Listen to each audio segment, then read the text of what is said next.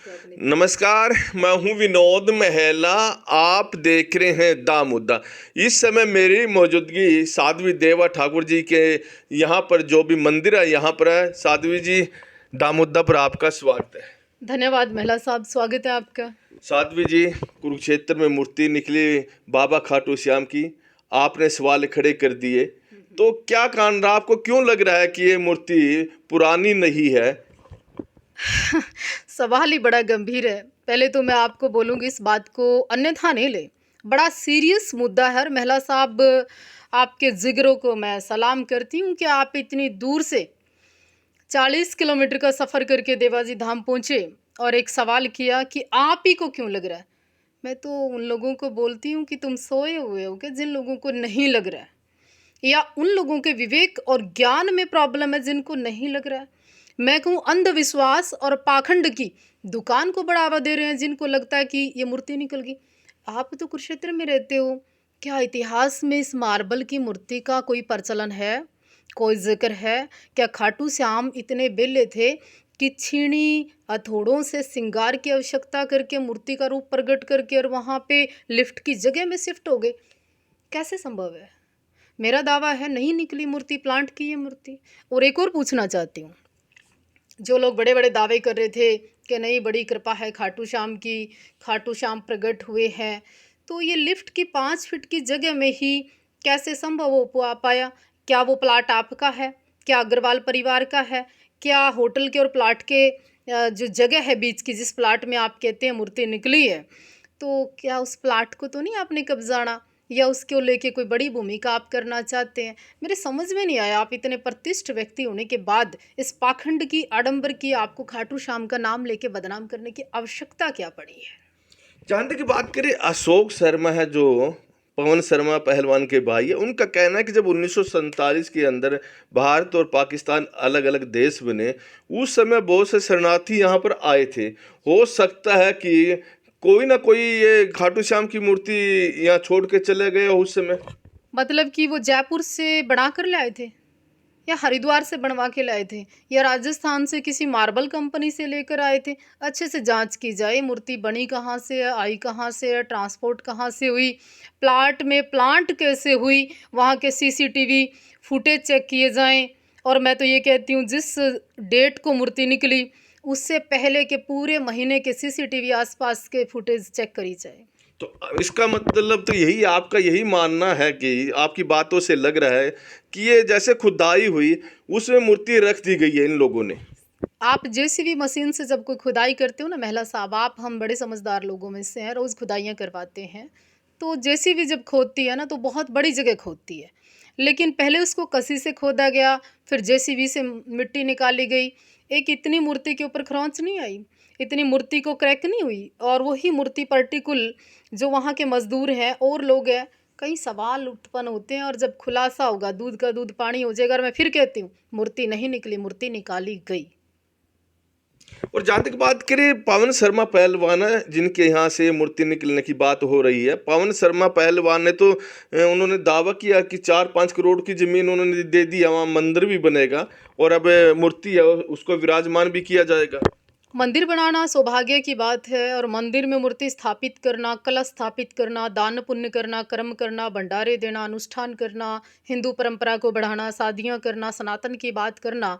कुरुक्षेत्र जैसी धर्म भूमि पे ऑलरेडी हजारों मंदिर हैं, हजारों धर्मशालाएं हैं, हजारों अच्छे काम होते हैं, हजारों, मैं तो कहती गीता जयंती जैसे उत्सव होते हैं, बड़े बड़े साधु संत, नेशनल इंटरनेशनल संत आते हैं, अच्छी बात है। लेकिन आपको ये कहने की आवश्यकता कहाँ पड़ गई कि खाटू श्याम वहाँ प्रकट हुए? आप खाटू श्याम का मंदिर वैसे भी बना सकते थे। आप श्याम बाबा के भक्त थे, श्याम बाबा को पहले से पता था कि आप ही के घर आना है। क्या जाति देख के आते हैं, समुदाय देख के आते हैं, धर्म और क्षेत्र देख के आते हैं? बाबा बाबा तो सबके यहाँ आ सकते हैं। आपको ऐसा क्या लगता है कि इन्होंने जानबूझकर ऐसा किया? इनको क्या फायदा मिल सकता है? मेरे ही बगल में गांव है सिरसल। थोड़े दिन पहले लोग कहते थे वहाँ शिवलिंग प्रकट हो गया, मकान कांपने लग गया, भूकंप आ गया, मीडिया पहुँच गई, मिलियंस में व्यू चले गए। थोड़े दिन में जब जांच हुई, बात हुई, बड़े बड़े नेताओं ने वहाँ मत्था टेक दिया, तो ना वो औरत मिली, ना वो शिवलिंग मिला, और ना वहाँ कुछ मिला, और बोला कि प्लांट किया था।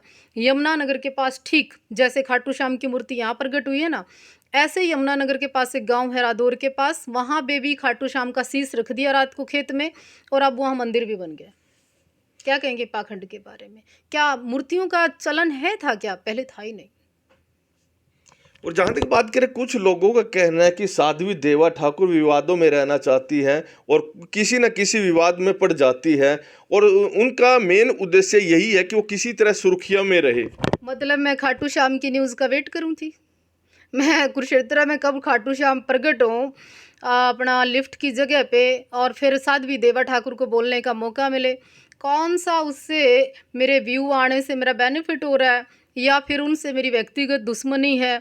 मैं तो पहले भी उनको कोई उत्सव होता था या उनके घर में बच्चे पैदा हुए, मैंने तब भी शुभकामनाएं दी। उनका कोई विवाद था पीछे, जब भी मैंने तो उनसे बातचीत की, डिस्कस की, और आज भी मेरा आपसे कोई विवाद नहीं है, व्यक्तिगत कोई मेरा कोई मसला नहीं है। आपका मंदिर बनता है, मैं खुद आपको नमस्कार करूं, अच्छी बात है, पर आप पाखंड ना करें। आप ये कहें कि हम खाटू श्याम के भक्त हैं, हज़ारों लोग भक्त हैं, खाटू श्याम ट्रेंडिंग में है जी, आप कर सकते हैं, मंदिर बना सकते हैं, पर आपको इस बात की आवश्यकता नहीं कि प्रकट हुई। और दूसरी बात, आप कह रहे हैं कि स्थापना करनी है आपने, अगर जहाँ निकली है ना मूर्ति, वहीं पे आप मंदिर बनाइए। जहाँ मूर्ति निकली वहीं पे स्थापना करिए। जो मूर्ति जहाँ निकलती है वहीं पे मंदिर बनना चाहिए। विधान तो ये भी कहता है पंडित जी। मैंने उनसे पूछा था, ये जो आपने सवाल अब खड़ा किया है कि जहाँ से मूर्ति निकली है क्या वहाँ मंदिर बनेगा, उनका कहना है कि ऐसी कोई ज़रूरत नहीं होती, जहाँ मूर्ति निकलेगी वहीं मंदिर बनाना ज़रूरी है। वहाँ थोड़ी ज़मीन भी कम है, और अगर यहाँ छोटा सा मंदिर बनेगा कैसी संगत तो आएगी। इसका मतलब भगवान छोटे स्थान पे नहीं आ सकते? भगवान व्यवस्था देख के आते हैं, भगवान वर्ण देख कर आते हैं। भगवान, अगर भगवान को जगह छोटी लग रही थी तो लिफ्ट की जगह छोटी लग रही थी, तो फिर भगवान वहाँ प्रगट ही क्यों हुए? अरे विधान कहता है जहाँ प्रगट हुए वहाँ बनाइए ना, दम है तो आप में। कैसी बात कर रहे हैं आप? तो ये अब आगे आप क्या करने जा रहे हैं इस मामले को लेकर?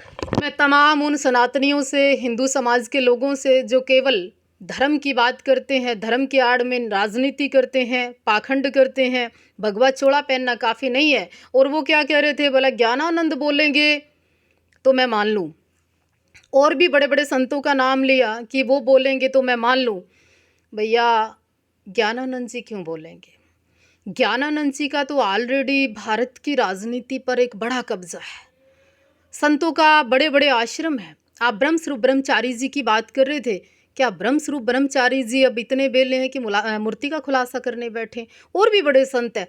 पर हाँ, मैं कहना चाहती हूँ कि संतों को, भगवाधारियों को, पंडितों को, विद्वानों को बोलना चाहिए कि धर्म की आड़ में इस तरह का बिजनेस नहीं होना चाहिए। इससे हमारे भगवान की बेअदबी होती है, हमारे भगवान का अपमान होता है, सनातन का लोग मजाक करते हैं। इस तरह से एक वाइट कलर की मार्बल की मूर्ति को लेके आपने राम बारात में निकाल दिया उसको।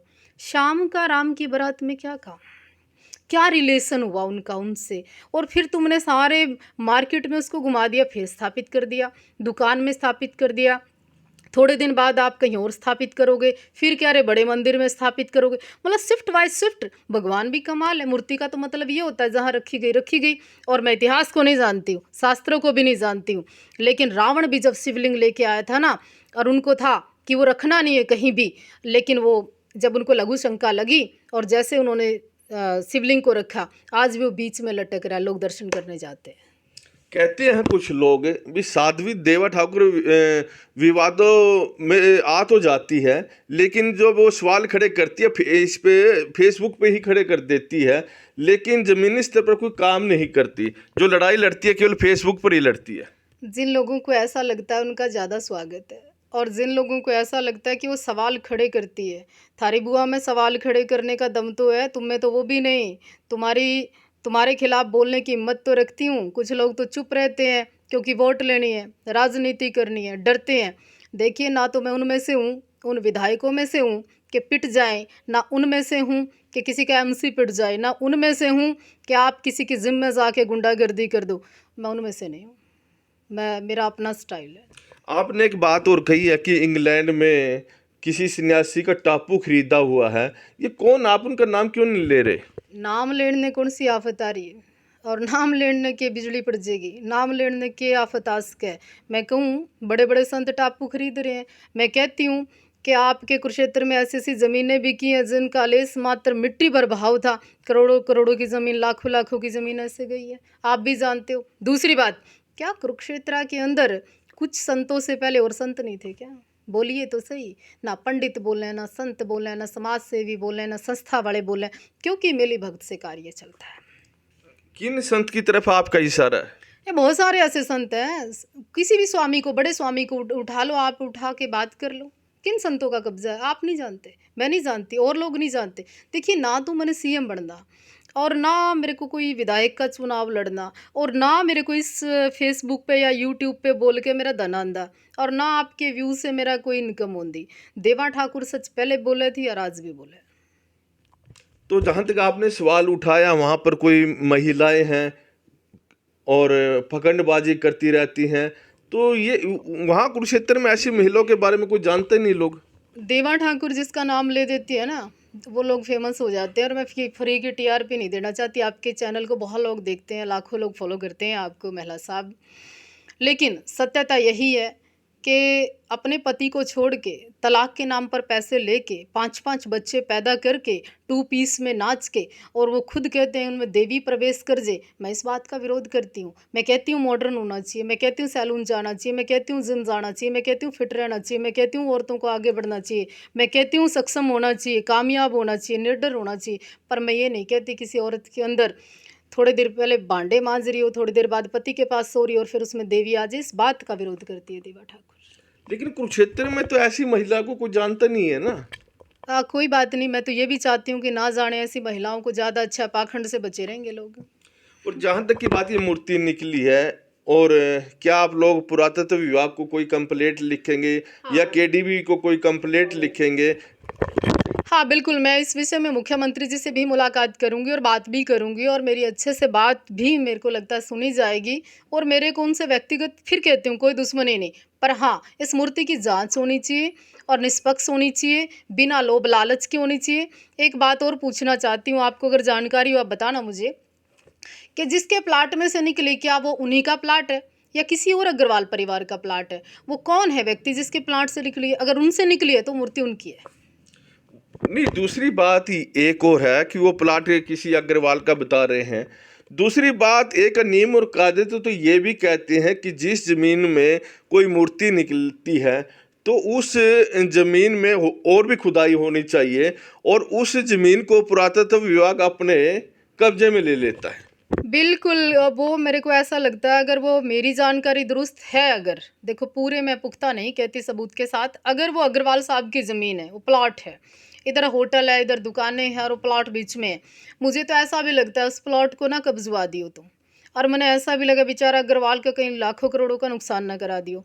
तीसरा, अगर अग्रवाल की मूर्ति निकली है तो अग्रवाल साहब का ही मंदिर बनना चाहिए, वहाँ वो बनवाएं तो बहुत अच्छी बात है। तीसरा, अगर विभाग उसकी जानकारी ले, खुदाई करे, तो उसके मूर्ति के साथ कोई मुकुट, मूर्ति के साथ कोई जेवरात, मूर्ति के साथ कुछ तो निकलना चाहिए था। वो कल्ली संगमरमर की मूर्ति प्रकट होगी। तो क्या आपको लगता है कि अग्रवाल है जो भी जिनका प्लाट है, उनकी भी मिली भगती है इनके साथ? नहीं नहीं, वो बेचारा बड़ा परेशान है, बड़ा दुखी है, वो दर बदर कई जगह जा चुका है अग्रवाल। और उसकी मुलाकात शीघ्र मैं करूंगी और आपके चैनल पे उसका इंटरव्यू करवाऊंगी अपने साथ बगल में बिठा के। कई लोग पीड़ित हैं, कई लोग गुंडागर्दी से डरते हैं, कई बदमाशी से डरते हैं, कई और चीज़ों से डरते हैं। और हाँ, जो आपने व्यक्तिगत टिप्पणियाँ की हैं उसका एक एक का जवाब है मेरे पास, वक्त लगे तो पूछ लेना। जी, ये थी हमारे साथ साध्वी देवा ठाकुर जी, और साफ साफ बोला है कि जो ये मेरा दावा है, बोलती नहीं हूँ मैं, मेरा दावा है, नहीं निकली मूर्ति, निकाली गई है मूर्ति। दूध का दूध, पानी का पानी होगा, समय लगेगा। जी